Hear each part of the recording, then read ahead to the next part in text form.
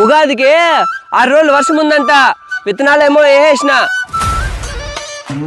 ఈడి పంట రాకుండా ఈ మందు జల్లి ఈయన్ని నాశనం చేయాలా. ఎవరు రాకరా?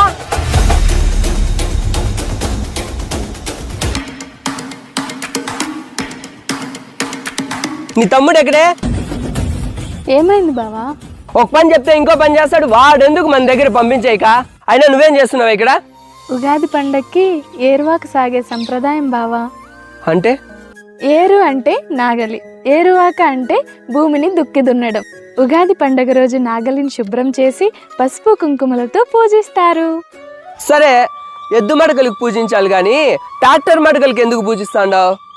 అప్పట్లో మన పెద్దవాళ్ళు ఎద్దు మడకలతో వ్యవసాయం చేసేవాళ్ళు. ఇప్పుడు మనం ట్రాక్టర్ మడకలతో వ్యవసాయం చేస్తున్నాం.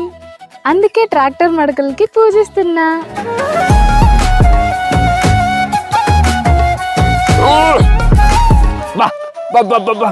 ఈ ఉగాది పచ్చడి కాస్త తీపి, చేదు, వగురు, కారం, కాస్త పులుపు, ఉప్పుగా కూడా ఉంది. ఎందుకు తీగా చేస్తే సరిపోదా? బా ఎందుకంటే మన చుట్టూ ఉండే మనుషులలో రకరకాల స్వభావాలు ఉంటాయి కదా బావా. అందుకే అందరినీ ఉగాది పచ్చడిలా స్వీకరించాలి. వాళ్ళకున్న బలహీనతలతో సహా ప్రేమించాలి. అప్పుడే మనం నాశనం అవ్వాలనుకునే మన శత్రువుల ప్రయత్నాల్ని మన అనుకున్న వాళ్ళ సహాయంతో చేయి అందించుకొని అడ్డగించగలం. మీరు ఎలా బాగుపడతారు నేను చూస్తాను రా. బావా విత్తనాలు వేసిన మన భూమిలో ఎవడో ఏదో చల్లబోతా అంటే గట్టిగా అరిచేసరికి నా ఏళ్ళు పారిపోయాడు బావా. మిమ్మల్ని నాశనం చేసే వరకు నిద్రపోండ్రా నేను. అవునా బామర్దే? వాడెవడో మనమంటే గిట్టనోడే బామర్దే. ఇక మీదట నేను అక్కడ 24 గంటలు కాపలాగా ఉంటాలే బావా, నువ్వేం భయపడమాక. అందుకే అందరినీ ఉగాది పచ్చడిలా స్వీకరించాలి. వాళ్ళకున్న బలహీనతలతో సహా ప్రేమించాలి.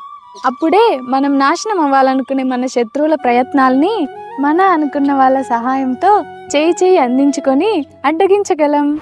బామర్ది, నీ పట్ల ఎప్పుడు నేను కటువుగానే ఉన్నా. నన్ను క్షమించు బామర్ది.